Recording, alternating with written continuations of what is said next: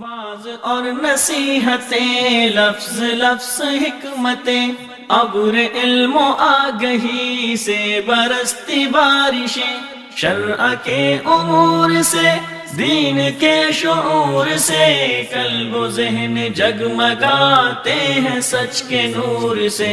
خطبہ جمعۃ المبارک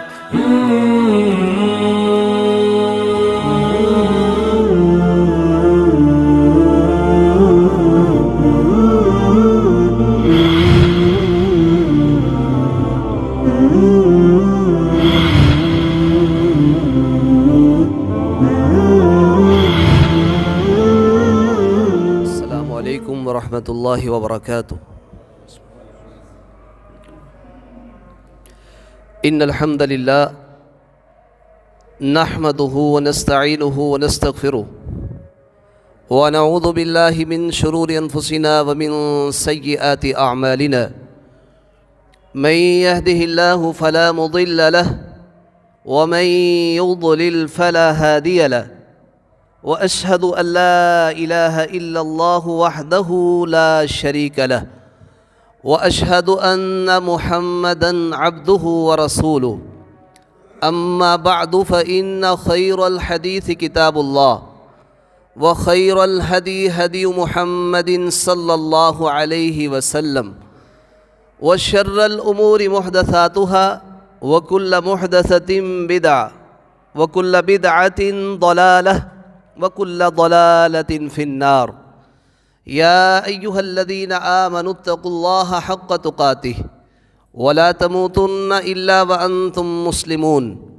يَا أَيُّهَا النَّاسُ اتَّقُوا رَبَّكُمُ الَّذِي خَلَقَكُم مِّن نَّفْسٍ وَاحِدَةٍ وَخَلَقَ مِنْهَا زَوْجَهَا وَبَثَّ مِنْهُمَا رِجَالًا كَثِيرًا وَنِسَاءً، وَاتَّقُوا اللَّهَ الَّذِي تَسَاءَلُونَ بِهِ وَالْأَرْحَامَ إن الله كان عليكم رقيبا۔ يا أيها الذين آمنوا اتقوا الله وقولوا قولا سديدا يصلح لكم أعمالكم ويغفر لكم ذنوبكم، ومن يطع الله ورسوله فقد فاز فوزا عظيما۔ اللهم صل على محمد وعلى آل محمد كما صليت على إبراهيم وعلى آل إبراهيم إنك حميد مجيد۔ اللهم بارك على محمد وعلى آل محمد كما باركت على إبراهيم وعلى آل إبراهيم إنك حميد مجيد۔ رب اشرح لي صدري ويسر لي أمري واحلل عقدة من لساني يفقه قولي۔ رب زدني علما، رب يسر ولا تعسر وتمم بالخير۔ رب اعوذ بک من همزات الشیاطین واعوذ بک رب ان یحضرون۔ اعوذ باللہ السمیع العلیم من الشیطان الرجیم، من همزہ ونفخہ ونفثہ، بسم اللہ الرحمن الرحیم۔ انا انزلناہ فی لیلۃ مبارکۃ انا کنا منذرین فیہا یفرق کل امر حکیم۔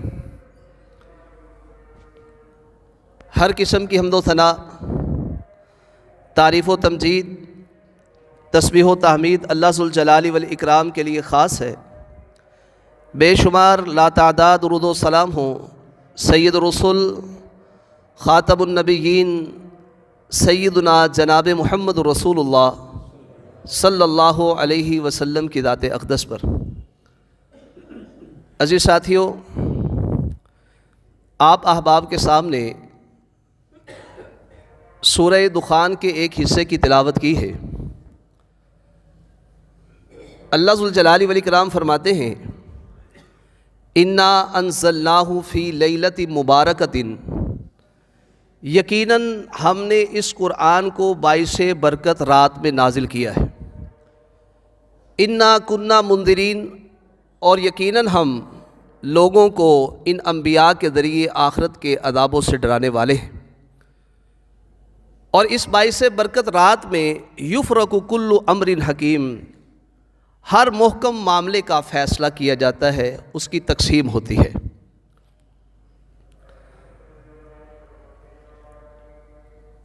لیلہ مبارکہ اس میں امت محمدیہ کے درمیان اختلاف ہے کہ لیلہ مبارکہ سے کون سی رات مراد ہے۔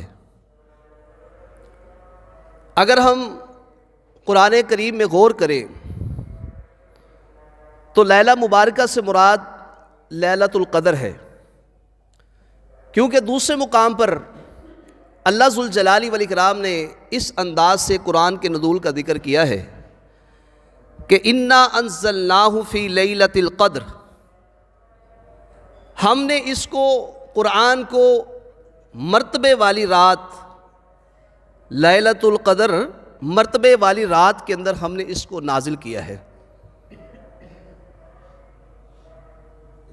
اب لیلہ مبارکہ میں بھی اللہ نے اس کو نازل کیا، لیلۃ القدر میں بھی اس کو نازل کیا، الگ الگ نہیں ہو سکتا، کیونکہ لیلۃ القدر جو ہے اسی کو اللہ نے لیلہ مبارکہ قرار دیا ہے، اور لیلۃ القدر اس رات میں اللہ نے لوح محفوظ سے بیت المعمور جو آسمان دنیا میں ہے، اس میں قرآن کریم کو اللہ ذوالجلال والاکرام نے لیلۃ القدر میں، جس کو لیلہ مبارکہ بھی کہا گیا ہے، اس میں نازل کیا ہے۔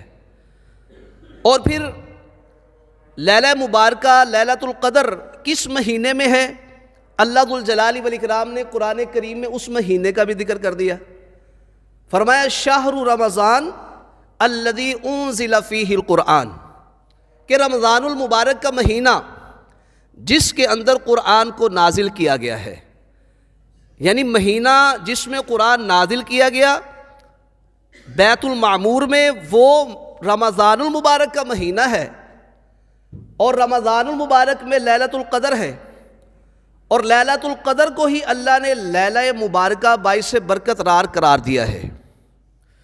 بعض لوگوں نے لیلہ مبارکہ سے مراد نصف شعبان یعنی 15 شعبان کو انہوں نے مراد لیا ہے، جبکہ قرآن میں غور کریں اور مفسرین کی باتوں میں غور کریں اور ان کی وضاحتوں کو دیکھیں تو اس سے مراد رمضان المبارک کے مہینے کی رات یعنی لیلۃ القدر ہی ہے۔ اور اسی طرح شیعہ کی تفسیر نمونہ، اس کے اندر بھی لیلہ مبارکہ سے مراد لیلۃ القدر ہی ہے۔ اور اسی طرح ابو الاعلیٰ مودودی جماعت اسلامی کے بزرگ گزرے ہیں، انہوں نے بھی اس سے لیلہ مبارکہ ہی مراد لی ہے۔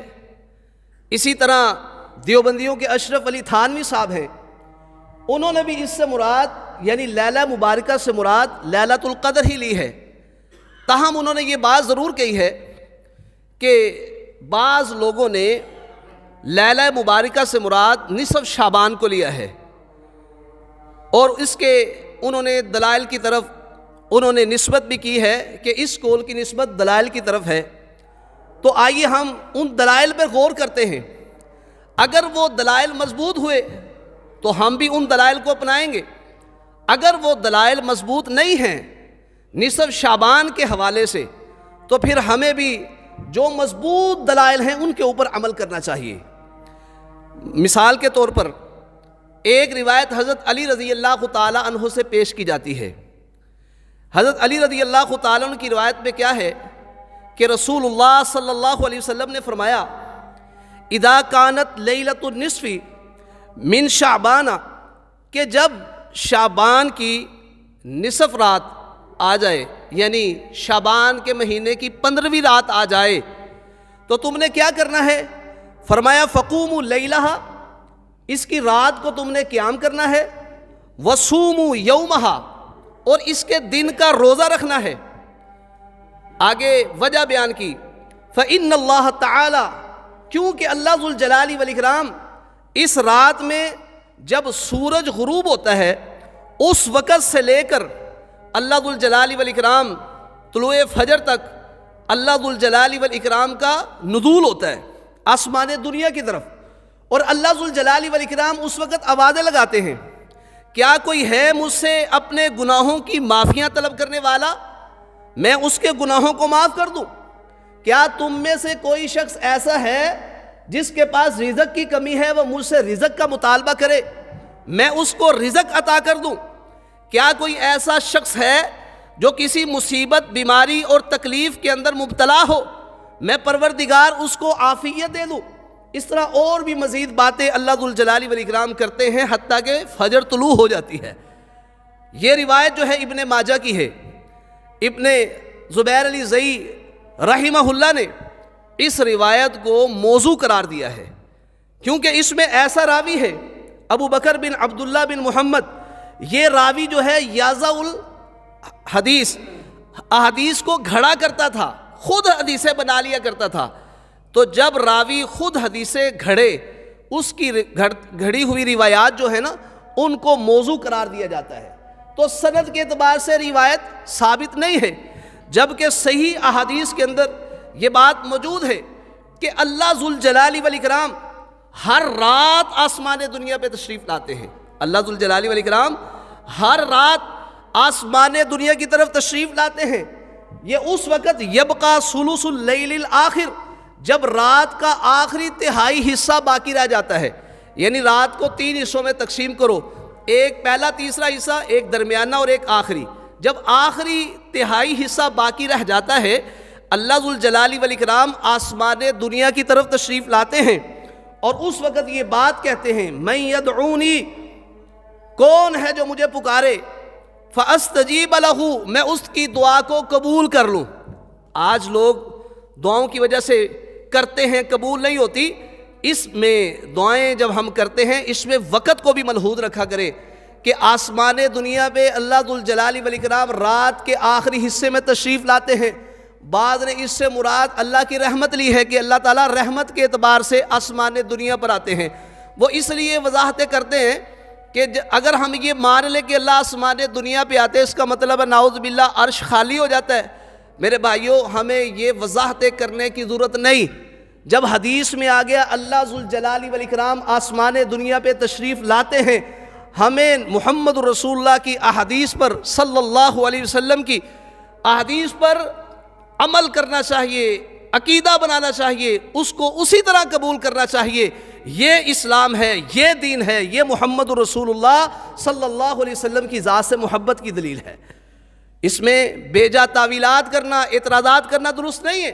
تو اللہ ذوالجلال والاکرام آسمان دنیا پہ تشریف لاتے ہیں روزانہ، ہر رات، جب رات کا آخری تہائی حصہ باقی رہ جاتا ہے، آوازیں لگاتے ہیں، کوئی مجھ سے دعائیں کرنے والا، میں اس کی دعا کو قبول کر لوں، ہے کوئی مجھ سے سوال کرنے والا، میں اس کو عطا کر دوں۔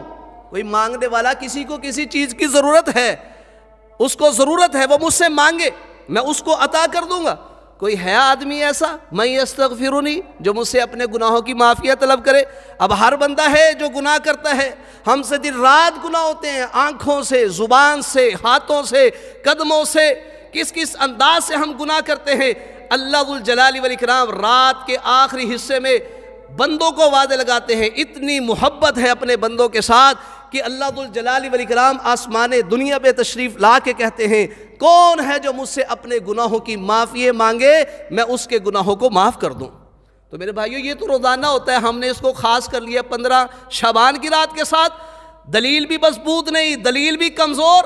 جو روایات صحیح ہیں، بخاری مسلم کی روایت ہے جو میں نے آپ کے سامنے پڑھی ہے، تو نبی مکرم علیہ الصلاۃ والسلام کی صحیح احادیث میں جو اس شعبان کے مہینے کی اہمیت و فضیلت بیان کی گئی ہے، وہ اس انداز سے ہے کہ آپ علیہ الصلاۃ والسلام کی بیوی ام سلمہ رضی اللہ تعالیٰ فرماتی ہیں، میں نے نبی علیہ الصلاۃ والسلام کو 2 مہینوں کے روزے لگاتار اگر رکھتے ہوئے دیکھا ہے نا، وہ 2 مہینے کے روزے یا شعبان کے ہیں یا رمضان المبارک کے مہینے کے ہیں۔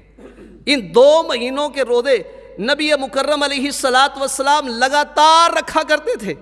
اور اسی طرح دوسری روایت میں ہے جو حضرت عائشہ رضی اللہ تعالی عنہا سے مروی ہے، کہتی ہے میں نے نبی علیہ السلام کو سب سے زیادہ جس مہینے میں روزے رکھتے ہوئے دیکھا ہے نا، وہ کون سا مہینہ ہے؟ فرمایا شعبان۔ ایک تو رمضان کا مہینہ ہے، اس میں تو مکمل روزے رکھنے ہی ہوتے۔ پھر امی عائشہ رضی اللہ تعالیٰ فرماتی ہے نبی علیہ السلام شعبان کے مہینے کے بھی اکثر روزہ رکھا کرتے تھے، اور ایک روایت میں ہے کہ پورے شعبان کے مہینے کے روزے رکھتے تھے، بہت ہی تھوڑے نبی علیہ الصلوۃ والسلام اس مہینے کے روزے چھوڑا کرتے تھے۔ تو نبی مکرم علیہ الصلوۃ والسلام نے اس مہینے کے حوالے سے یہ بات کہی ہے کہ یہ جو شعبان کا مہینہ ہے، رب العالمین کے ہاں انسان کے جو اعمال ہیں وہ پیش کیے جاتے ہیں، سالانہ اعمال اللہ کے سامنے اس مہینے میں پیش کیے جاتے ہیں، تو اس لیے نبی الاسلام اس مہینے میں زیادہ سے زیادہ روزے رکھا کرتے تھے۔ لیکن محمد رسول اللہ صلی اللہ علیہ وسلم نے اپنی امت کو اس مہینے میں 15 شعبان کے بعد روزہ رکھنے سے بھی منع کیا ہے، کیونکہ آگے رمضان کا مہینہ آ رہا ہے۔ اگر مرد عورتیں یہ روزے رکھنے شروع کر دیں، پھر رمضان کا مہینہ آئے، جسم میں کمزوری ہو جائے، وہ فرضی روزے نہ رکھ سکے، اس لیے نبی الاسلام نے 15 شعبان کے بعد روزہ رکھنے سے منع بھی کیا ہے۔ یہ ان لوگوں کے لیے ہیں جو رمضان المبارک کے روزے ان پر گراں گزر سکتے ہیں کمزوری کی وجہ سے، تو اس لحاظ سے نبی مکرم علیہ الصلوۃ والسلام خود وصال کے روزے بھی رکھ لیا کرتے تھے، کھائے پیے بغیر ہی۔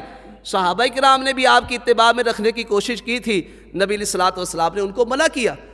آپ نے فرمایا میرا رب مجھے کھلاتا ہے پلاتا ہے، آپ نے امت کے لیے خیر خواہی کرتے ہوئے، شفقت کرتے ہوئے لگاتار وصال کے روزے یعنی کھائے پیے بغیر رکھنے سے منع کر دیا۔ تو محمد الرسول اللہ صلی اللہ علیہ وسلم اپنی امت کے خیر خواہ ہیں، اس لیے نبی مکرم علیہ الصلوۃ والسلام نے اگرچہ شعبان کے مہینے کی اہمیت بیان کر دی کہ رب العالمین کے سامنے اعمال پیش ہوتے ہیں، آپ علیہ السلام نے اس مہینے کے اکثر روزے رکھے، لیکن اپنی امت کو 15 شعبان کے بعد منع کر دیا تاکہ رمضان کے روزے رکھنے میں دقت پیش نہ آئے۔ اور اسی طرح شعبان کے اس مہینے میں وہ خواتین جن کے پچھلے روزے رہ چکے ہیں، مرد بھی اس پہ عمل کر سکتے ہیں، پچھلے روزے رمضان کے رہ گئے، کیونکہ اللہ فرماتے ہیں بیماری کی وجہ سے اگر روزے چھوڑنے پڑ جائیں فعدۃ من ایام اخر، دوسرے دنوں میں روزے رکھنے ہیں۔ تو امی عائشہ رضی اللہ تعالیٰ عنہ فرماتی ہیں میرے ذمہ رمضان کے روزے ہوتے تھے، میں پورا سال اس پہ یعنی کہ ان کو قضا نہیں دے سکتی تھی، مگر شعبان کے مہینے میں مجھے موقع ملتا، اس شعبان کے مہینے کے اندر میں اپنے روزوں کی قضا دے لیا کرتی تھی۔ تو اس لحاظ سے خواتین کے اگر روزے رہ جائیں، وہ انہوں نے پورے سال میں مکمل نہیں کیے، تو رمضان سے پہلے وہ پچھلے روزوں کی قضا دے دیں۔ تو اس اعتبار سے میرے بھائیوں، محمد رسول اللہ صلی اللہ علیہ وسلم نے شعبان کے مہینے کی اہمیت بیان کی ہے۔ اور اس کے بعد دوسری حدیث جس کو ہمارے ساتھی بنیاد بنا کر کہتے ہیں کہ نصف شعبان جو ہے اس رات کو عبادت کرنی چاہیے، ابو موسیٰ اشعری رضی اللہ تعالیٰ عنہ رسول اللہ صلی اللہ علیہ وسلم کی حدیث بیان کرتے ہیں کہ اللہ ذو الجلال والاکرام جب شعبان کی نصف شعبان کی رات آتی ہے، یعنی 15 جس کو ہم شب برات بھی قرار دیتے ہیں، یہ جب رات آتی ہے تو اللہ ذو الجلال والاکرام اپنی تمام مخلوق کو معاف کر دیتے ہیں، اپنی تمام مخلوق کو معاف کرتے ہیں، مگر مشرک کو معاف نہیں کرتے، اور اس آدمی کو معاف نہیں کرتے جو اپنے بھائی سے دشمنی رکھتا ہے، اس سے کینہ رکھتا ہے، اس کو معاف نہیں کرتے، باقی اللہ ساری مخلوق کو معاف کر دیتے ہیں۔ یہ ابن ماجہ کی روایت ہے، اس میں بھی 3 راوی ہیں جن 3 راویوں کی وجہ سے یہ روایت ضعیف ہے، کمزور ہے، قابل اعتماد نہیں ہے۔ اب ہم اس ضعیف روایت کو لے لیں اور صرف 15 شعبان کی رات کو عبادت کرنی شروع کر دیں کہ اللہ ساری مخلوق کو معاف کرتے ہیں، یہ بنیادی طور پر کیونکہ روایت صحیح نہیں، جب روایت صحیح نہیں تو فضیلت بھی اس رات کی ثابت نہیں ہو سکتی، بلکہ نبی مکرم علیہ الصلوۃ والسلام کی جو معتبر احادیث ہیں جن پر عمل کرنے سے ہمارے گناہ معاف کیے جاتے ہیں، ہم ان پر عمل نہیں کرتے، جو کمزور روایات ہوتی ہیں ان کو ہم اپنے لیے سہارا بنا لیتے ہیں۔ تو نبی مکرم علیہ الصلوۃ والسلام سوموار کے دن کا روزہ رکھتے تھے، نبی الاسلام جمعرات کے دن کا روزہ رکھتے تھے، اور رسول اللہ صلی اللہ علیہ وسلم سے یہ بات کہی گئی کہ اللہ کے رسول آپ سوموار کا بھی روزہ رکھتے ہیں، آپ علیہ السلام جمعرات کا بھی روزہ رکھتے ہیں، تو نبی الاسلام نے فرمایا کہ سوموار اور جمعرات کا جو دن ہے نا، یغفر اللہ فیہما لکل مسلم، ان دونوں دنوں میں اللہ ذو الجلال والاکرام ہر مسلمان کو معاف کرتے ہیں۔ غور کیجئے، یہ صحیح روایت ہے مسند احمد کی، اس کی سند جو ہے مقبول ہے، حسن درجے کی روایت ہے۔ تو اس اعتبار سے میرے بھائیوں ہم ان صحیح حدیث پر عمل کریں کہ رسول اللہ نے فرمایا ہر سوموار اور جمعرات کو اللہ ذو الجلال والاکرام کیا کرتے ہیں، ہر مسلمان آدمی کو معاف کرتے ہیں، مگر ذا حاجرین، وہ 2 شخص جو ایک دوسرے سے ناراض ہیں، جنہوں نے ایک دوسرے سے قطع تعلقی کر لی، یعنی رحم ہے نا، رشتہ داری، اس کو ملانا چاہیے، اس نے اس کو چھوڑ دیا، رحم کو چھوڑ دیا، توڑ دیا، صلہ رحمی کرنے سے رک گیا، مسلمان بھائی سے بولنا بھی اس نے بند کر دیا، سلام دعا بھی اس سے چھوڑ دی، ایسے دو بندوں کو اللہ ذوالجلال والاکرام اگر وہ روزہ بھی رکھ لے نا سوار اور جمعرات کا، اگر وہ ناراض ہیں ایک دوسرے سے، ان کو معاف نہیں کیا جاتا۔ تو رسول اللہ صلی اللہ علیہ وسلم اس وجہ سے بھی نبی مکرم علیہ الصلوۃ والسلام سوموار اور جمعرات کا روزہ رکھتے تھے کہ اس میں معافی کا اعلان کیا جاتا ہے۔ ہاں وہ دو بندے حتیٰ یصطلحا آپس میں صلح کر لیں پھر ان کو بھی معافی مل جاتی ہے۔ دیکھیں انسان کی کتنی قدر ہے، ہم کہتے ہیں یار بس چھوڑو، نہیں میرے بھائیو، انسان کتنا بھی کسی کو پریشان کرے، تکلیف پہنچائے، مصیبت اس کے اوپر یعنی اسے پریشان کرے، مصیبت میں مبتلا کرے، برداشت کرے، جس قدر برداشت کر سکتا ہے اس کو کرے، زیادہ سے زیادہ اتنی کنارہ کشی کر لے کہ اس کی اذیت سے باز آ جائے، لیکن خوشی اور غمی کے اندر ضرور شریک ہو، تاکہ رشتہ داری نہ توڑی جائے، مسلمان سے قطع تعلق ہی نہ ہو جائے، کہیں ہم بھی اس حدیث کا مصداق نہ بن جائے۔ سلام دو ہم کسی صورت میں ختم نہیں کر سکتے، اللہ کہ جیسے رسول اللہ صلی اللہ علیہ وسلم کے دور میں 3 صحابہ جہاد سے پیچھے رہے تھے، ان سے 50 دن قطع تعلق کی گئی تھی، وہ الگ سے مسائل ہیں۔ اس طرح ہو سکتا ہے اتفاقی طور پر اگر کوئی ایسے معاملات پیدا کر دے جو مسلمانوں کے اندر فساد والے ہوتے ہیں، خرابیاں پیدا کرتے ہیں، اس لیے قطع تعلقی کی جا سکتی ہے، وگرنہ عام حالات میں اس کی اجازت نہیں ہے۔ نبی مکرم علیہ الصلوۃ والسلام نے سوموار اور جمعرات کے والے سے یہ بھی کہا ہے کہ تورد الاعمال، سوموار کے دن اور جمعرات کے دن اللہ کے سامنے جو ہفتے کے دنوں میں اعمال پیش کیے جاتے ہیں، سوموار کو پیش ہوتے ہیں اور جمعرات کو اللہ کے سامنے اعمال پیش ہوتے ہیں۔ تو رسول اللہ صلی اللہ علیہ وسلم اس لیے بھی روزہ رکھتے تھے، فرمایا میں پسند کرتا ہوں کہ میرا عمل اللہ کے سامنے اس حالت میں پیش کیا جائے کہ میں روزے کی حالت میں ہوں۔ تو اس انداز سے نبی مکرم علیہ الصلوۃ والسلام نے ہمیں روزے پہ ابھارا ہے، لیکن ہم نے ضعیف حدیثوں پہ عمل کرنا ہے۔ ہم نے نصف شعبان یعنی 15 شعبان کی رات کو عبادت کرنی ہے، اور ہم نے صبح کا روزہ رکھنا ہے، جبکہ روایتیں مضبوط نہیں ہیں، کمزور ہیں۔ جو روایات مضبوط ہیں ان کے اوپر ہم عمل نہیں کرتے۔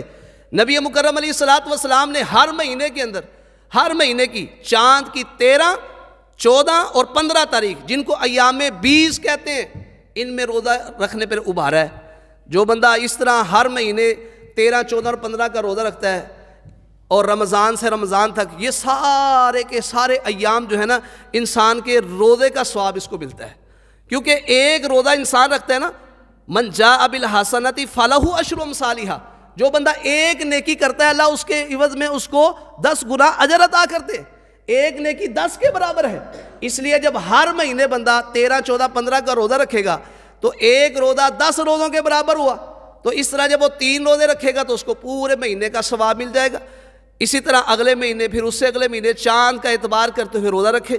اب یہ صحیح احادیث ہے، ان کے اوپر ہمارا عمل نہیں، جو روایات کمزور ہیں ہم ان کو مد نظر رکھتے ہیں۔ اب دیکھیں نا، فضیلتیں حاصل کرنی ہے نا۔ آج جمعے کا دن ہے، جمعے والے دن نبی علیہ الصلوۃ والسلام نے ایک گھڑی کا ذکر کیا ہے۔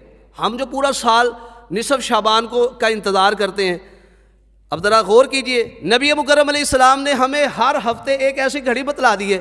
آپ نے فرمایا کہ اس میں انسان جو بھی دعا کرتا ہے اس گھڑی کے اندر، اگر وہ اس گھڑی کے موافق آ جائے، وہ دعا کرتا ہے، اس کی دعا اللہ کی بارگاہ میں قبول ہو جاتی ہے۔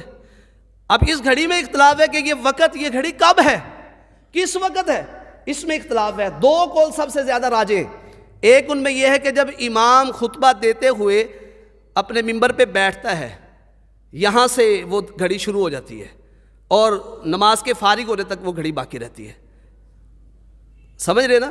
اس دوران میں جو بندہ نماز بھی پڑھتا ہے، ویسے بھی جب امام بیٹھتا ہے وہ خود بھی دعائیں کرے، آپ بھی دعائیں کریں۔ اور دوسرا قول جو ہے سب سے زیادہ صحیح، وہ یہ ہے کہ عصر کے بعد وہ گھڑی ہے۔ اب عصر سے لے کر مغرب تک اس وقت کے اندر یہ گھڑی آتی ہے۔ اب جو بندہ بھی اس دوران کوئی دعا کر لے اللہ کی بارگاہ میں، وہ دعا قبول ہو جاتی ہے۔ اب ہم ہر جمعے میں یہ کوشش ہی نہیں کرتے، ایک بندہ اس کے پاس اولاد نہیں ہے، وہ عصر کی نماز پڑھے، مغرب تک بیٹھا رہے، اپنے رب سے ربی حبلی من الصالحین، ربی حبلی من الصالحین پڑھتا رہے، دعائیں کرتا رہے۔ ایک آدمی کا رزق جو ہے وہ تنگ ہے، وہ پریشان ہے، وہ عصر کی نماز پڑھے اور عصر کی نماز پڑھنے کے بعد اپنی جگہ پہ بیٹھا رہے، اب وہ گھڑی حاصل کرنے کے لیے دعا کرتا رہے، کیونکہ رسول اللہ کی حدیث سے ثابت ہو گیا کہ وہ عصر سے لے کر مغرب تک، یعنی عصر کے بعد وہ گھڑی ہے۔ جب عصر کے بعد وہ گھڑی ہے تو ہم بیٹھے رہے، اللہ سے دعا کرتے رہے۔ ایک آدمی گناہگار ہے، پریشان ہے، میرے سے زندگی میں یہ گناہ ہو گئے، مجھے معافی چاہیے، اب وہ عصر کی نماز پڑھے، بیٹھ جائے اپنی جگہ پہ۔ استغفار کرتا رہے مغرب تک، اس کو وہ گھڑی مل جائے گی۔ تو جو احادیث صحیح ہیں، جن سے فضیلتیں ثابت ہیں، ان احادیث پہ ہم عمل نہیں کرتے، اور پورے سال کے بعد جناب 15 شعبان آئے گی تو ہم جناب عمل کریں گے۔ کس پہ عمل کریں گے؟ احادیث پہ عمل کریں گے۔ احادیث وہ استنادی حیثیت ان کی درست نہیں ہے، کمزور روایات ہیں، بعض موضوع روایات ہیں، ان کے اوپر ہم عمل کرتے ہیں، اور صحیح احادیث پر ہم عمل کرنے کی کوشش نہیں کرتے۔ تیسری حدیث، حضرت عائشہ رضی اللہ تعالیٰ عنہ فرماتی ہیں کہ رسول اللہ صلی اللہ علیہ وسلم نے فرمایا، اللہ ذوالجلال والاکرام نصف شعبان کو، یعنی جب 15ویں رات آتی ہے، جس کو آپ شب برات بھی کہتے ہیں، یہ رات آتی ہے، آسمان دنیا کی طرف نازل ہوتے ہیں، اور کلب یہ ایک قبیلہ ہے، ان کی بکریاں بہت زیادہ ہوا کرتی تھی، تو کلب قبیلے کی جو بکریاں ہیں، ان کے اوپر جو بال ہیں، اب بالوں کی جتنی تعداد ہے نا، اللہ اتنی اپنی مخلوق کو معاف کرتے ہیں، آپ اندازہ لگائیں۔ اب یہ روایت اگر مضبوط ہوتی تو ہم سارے مل کے اس کے اوپر عمل کرتے، کتنی پیاری روایت ہے، لیکن سند کے اعتبار سے یہ روایت کمزور ہے۔ جب اس کی سند مضبوط نہیں ہے تو مسئلہ بھی مضبوط نہیں ہے۔ اگر ہم اسناد کو نہ دیکھیں تو پھر کائنات میں شاید ہی کوئی ایسا فرقہ ہو جو غلط ہو، ہر فرقے کے پاس کوئی نہ کوئی دلیل ہے، یہاں تک کہ دلیلیں دینے والے یہ بھی دلیلیں دیتے ہیں، نبی اسلام نے فرمایا میرے بعد کوئی نبی نہیں مگر اللہ چاہیں گے تو آ سکتا ہے۔ اب یہ روایت باطل ہے، ثابت نہیں ہے۔ سند کو ہم مد نظر رکھیں گے، سند دین کا حصہ ہے، اس کو نہیں ہم چھوڑ سکتے۔ قرآن کہتا ہے ان جاءکم فاسق بنبأ فتبینوا، اگر کوئی فاسق تمہارے پاس خبر لائے نا، اس کی اچھے انداز سے تحقیق کیا کرو۔ تو اس لحاظ سے میرے بھائیو، تحقیق کے بغیر ہی آج ہمارا معاشرہ چل رہا ہے، تو یہ حدیث جو ہے سند کے اعتبار سے ثابت نہیں ہے۔ امام ترمذی رحمہ اللہ نے وضاحت کر دی ہے، امام بخاری نے اس کو منقطع قرار دی ہے۔ تو جب یہ روایتیں ثابت نہیں ہیں تو ہم نے اس کے اوپر عمل بھی نہیں کرنا۔ جو روایات سند کے اعتبار سے مضبوط ہیں، ان کے فضائل ہیں، ان کے اوپر ہم عمل کریں، لیکن ان پر ہم عمل نہیں کرتے۔ پتہ نہیں شیطان ہمارے اوپر غالب ہے، صحیح حدیث میں عمل نہیں کرنے دیتا، اور جو ضعیف روایات ہیں ان کی طرف ہمیں لگا دیتا ہے کہ سال کے بعد جناب یہ رات ہے۔ تو لیلۃ القدر کی رات پہ تو سب کا اتفاق ہے، اس لیے نہ ہمارا اختلاف نہ کسی کا اختلاف، قرآن سے ثابت ہے، وہ رات صحیح حدیث سے ثابت ہے، اس لیے ہم سارے اس کی عبادت کرتے ہیں، کوئی کسی کو اس رات پہ عبادت کرنے سے نہیں روکتا۔ ایسا ہی ہے نا جی، اتفاق ہے، لیکن اس بارے میں اختلاف ہے کیونکہ یہ روایات پایا ثبوت تک نہیں پہنچتی۔ اسی طرح چوتھی حدیث ہے کہ 5 راتوں کو جاگ کر عبادت کرے نا تو اس شخص کو کے لیے جنت واجب ہو جاتی ہے۔ مثلا حج کرنے جو جاتے ہیں حاجی، وہ وہاں پہ حج کی حالت میں یعنی احرام کی حالت میں 8 کی رات، 9 کی رات، 10 کی رات، اس طرح عید الفطر کی رات، یہ تو 3 حاجیوں کے لیے ہوگی نا، اس طرح عید الفطر کی رات اور یہ 15 شعبان، یہ 5 راتیں ہیں جو بندہ ان کے اندر کیا کرتا ہے جی، عبادت کرتا ہے تو اس کے لیے جنت واجب ہو جاتی ہے۔ اب یہ روایت جو ہے یہ بھی ثابت نہیں ہے، منقطع روایت ہے۔ جب یہ پایا ثبوت کو نہیں پہنچی تو لہذا ہمیں ضعیف حدیثوں پر عمل کرنے کا حکم نہیں دیا گیا، ہمیں صحیح حدیث پر عمل کرنے کا حکم ہے، اور اسی کے اوپر محدثین متفق ہیں۔ تو اس لحاظ سے میرے بھائیوں، ہم نے یہ 15 شعبان کی رات کو جو ہم قیام کرتے ہیں، اور خاص طور پر اس میں کچھ رکعات پڑھی جاتی ہیں، مثلا 12 رکعات پڑھی جاتی ہیں، ہر رکعت کے اندر غالباً 30 مرتبہ سورہ اخلاص پڑھتے ہیں۔ کشف الاستار کے حوالے سے روایت پیش کرتے ہیں، یہ روایت بھی سند کے اعتبار سے مضبوط نہیں ہے، ثابت نہیں ہے۔ تو اس لحاظ سے اس رات میں کوئی خاص عبادت نہیں ہے۔ اگر عبادت خاص طور پر رات کے حوالے سے ہے تو آپ علیہ الصلوۃ والسلام نے رمضان کے آخری عشرے کے اندر آپ نے فرمایا تھا ایک رات ہے اس کو تلاش کرو، تو اس رات میں عبادت کرنے کا حکم ہے۔ لیکن ہم نے کیا کرنا ہوتا ہے، ہماری حالت یہ ہے کہ ہمارے بچے پہلے آتش بازی کرتے ہیں، اس کے ساتھ لوگوں کو پریشان کیا جاتا ہے، حالانکہ یہ آتش بازی یہ مجوسیوں کا طریقہ کار ہے، یہ ان کی مشابت ہے، وہ کافر ہیں، کافروں کی مشابت سے ہمیں روکا گیا ہے۔ آتش بازی سے ہم اپنے آپ کو بچائیں، اس کے ذریعے مال کا ضیاع ہے، لوگوں کو پریشان کیا جاتا ہے، تو لہذا اپنے بچوں کو سمجھائیں۔ اور دوسرے نمبر پر اس رات میں جو خاص ہے نا جی، حلوہ سلسلہ بھی وہ چلتا ہے۔ اب جو یہ حلوہ خور ہے نا جی، ان سے پوچھا جائے آپ اس میں کیا وہ خاصیت ہے، بعض کہتے ہیں جی روحیں آتی ہیں، اگر حلوہ نہ پکایا جائے نا پھر وہ دیواروں کو چاٹتی ہیں، اس لیے حلوہ پکانا چاہیے اس رات میں۔ بعض کہتے ہیں جی نبی اسلام کے دندان مبارک شہید ہوئے تھے نا، اس لیے حلوہ بنانا چاہیے۔ دوسرے کہتے ہیں جی حضرت حمزہ شہید ہوئے تھے رضی اللہ تعالیٰ عنہ، تیسرے کہتے ہیں جی اویس کرنی جو تھے نا انہوں نے اپنے دندان مبارک توڑ لیے تھے تو وہ بھی حلوہ کھاتے تھے، لہذا ہمیں حلوہ کھانا چاہیے. یعنی نئی نئی باتیں، کیونکہ جب اس کی بنیاد صحیح نہیں ہے نا پھر آگے لوگوں کے نظریات بھی اپنے اپنے بن گئے. حالانکہ نبی الاسلام کے دندان مبارک شہید ہوئے ہیں، حضرت حمزہ شہید ہوئے جنگ احد میں، اس کا شعبان کی 15ویں رات کے ساتھ کیا تعلق ہے کہ اس رات ہم نے حلوہ. پھر حضرت اویس کرنی کے جو تابعی تھے، تابعیوں میں بہت عظیم تھے، صحابی نہیں ہیں اویس کرنی، ان کی نبی الاسلام سے ملاقات نہیں ہوئی، یہ تابعی ہیں، انہوں نے اپنے دندان مبارک شہید کر لیے تھے کہ نبی الاسلام کے جنگ میں ہوئے ہیں. یہ بات انتہائی جھوٹی ہے، یہ ثابت نہیں ہے، یہ تو خودکشی ہے کہ اپنے دانتوں کو توڑ لینا، اسلام نے اس سے منع کی ہے. تو یہ باتیں صرف لوگوں کی بنائی ہوئی ہیں. اور تیسرے نمبر پر اس رات میں خاص طور پر لوگ قبروں کی زیارت کرنے کے لیے جاتے ہیں، لیکن روایات صحیح نہیں ہے اس رات کو قبرستان جانے والی. ہاں یہ بات تو ٹھیک ہے کہ قبرستان جانا چاہیے، اس کے ساتھ کیا ہے مردوں کے لیے دعا بھی کریں اور آخرت بھی یاد آتی ہے. فَإِنَّهَا تُذَكِّرُ الْآخِرَةَ، قبرستان جا کے ان کے لیے دعا کریں. نبی اسلام دعا کیا کرتے تھے. ایک روایت میں آتا ہے آپ 3 دفعہ آپ نے رات کے وقت قبرستان گئے، 3 دفعہ ہاتھ اٹھا کے آپ علیہ السلام نے دعا کی. تو جنت البقیع میں آپ نے جا کے دعا کی ہے، قبرستان میں دن میں ہو رات میں ہو ہاتھ اٹھا کے مردوں کے لیے دعا آپ کر سکتے ہیں. لیکن وہاں جا کے اپنے لیے دعا کرنا، یہ برکت سمجھنا کہ قبرستان میں جا کے دعا کریں گے تو ہماری زیادہ قبول ہوگی اپنے لیے، یہ نظریہ درست نہیں ہے. تو اس رات کو خاص کرنا بھی درست نہیں ہے. باقی دن کا روزہ رکھنا یہ بھی آپ کو بتلا دیا، پیچھے اسناد جو ہیں جتنی بھی اس کی ہیں وہ صحیح نہیں ہیں. باقی فیصلوں کی رات وہ لیلۃ القدر ہے، اس میں سارے فیصلے ہوتے ہیں. اور اسی طرح روحوں کی آمد، لوگ کہتے ہیں جی روحیں آتی ہیں، حالانکہ قرآن تو کہتے ہیں وَمِن وَرَائِهِمْ بَرْزَخٌ إِلَىٰ يَوْمِ يُبْعَثُونَ. ایک یہ زندگی ہے، ایک اخروی زندگی ہے، ایک درمیان کی زندگی ہے وہ پردے کی زندگی ہے. اس میں روحوں کا کہاں سے تعلق آ گیا؟ جنگ احد میں شہید ہونے والوں نے یہ خواہش کی تھی، اللہ ہم دوبارہ دنیا میں جانا چاہتے ہیں، ہماری خواہش ہے ہم تیرے راستے میں دوبارہ شہید ہوں، ہماری روحیں ہمارے جسموں میں لوٹاؤ. ان کو اجازت نہیں ملی. یہ بھائی کہاں سے وہ آ جاتی ہیں روحیں اور آ کے جناب ان کے حلوے کھاتی ہیں، یہ بات درست نہیں ہے. تو لہذا ہمیں اس چیز سے بچنا چاہیے. علامہ ابن باز رحمہ اللہ سعودی عرب کے عالم ہیں، انہوں نے جو بدعات شمار کی ہیں نا اس میں انہوں نے یہ بات کہی ہے کہ لوگوں کی ایجاد کردہ بدعات میں سے 15 شعبان کی رات میں جشن منانا اور اس کے دن کو روزے رکھنے کا جو خاص اہتمام کیا جاتا ہے، انہوں نے اس کو بدعات میں شمار کیا ہے. تو لہذا دین اسلام میں یہ بات ہے من احدث فی امرنا ھذا ما لیس منہ فہو رد. جس نے ہمارے اس دین کے اندر نیا کام ایجاد کیا، جس کے اوپر ہمارا امر نہیں، حکم نہیں، ثبوت نہیں، فرمایا وہ رد کر دیا جائے گا. تو اس لحاظ سے میرے بھائیوں اس رات کو عبادت کے لیے، دن کو روزہ خاص کرنا، اسی طرح کھانے تقسیم کرنا. کھانے تقسیم کرنے کے والے سے ملا علی قاری حنفی انہوں نے بھی کہا ہے کہ اس کے بارے میں نہ کوئی صحیح روایت ہے، بلکہ کھانے تقسیم کرنے کے بارے میں وہ کہتے ہیں ضعیف روایت بھی نہیں ہے. لوگ دیگے پکا کے بانٹ رہے ہوتے ہیں، دیکھ نہیں رہے آپ رش لگا ہوتا ہے. تو یہ اس رات کو خاص کھانے کر لینا، تقسیم کرنا، یہ درست نہیں ہے. ہاں اللہ کے راستے میں فقیروں مسکینوں کو روزانہ کھانا کھلائیں، یہ اسلام پسند کرتا ہے، یہ اچھی بات ہے. لیکن اس رات کو خاص کر کے ایسے کرنا یہ رسول اللہ صلی اللہ علیہ وسلم سے، صحابہ کرام سے ثابت نہیں ہے.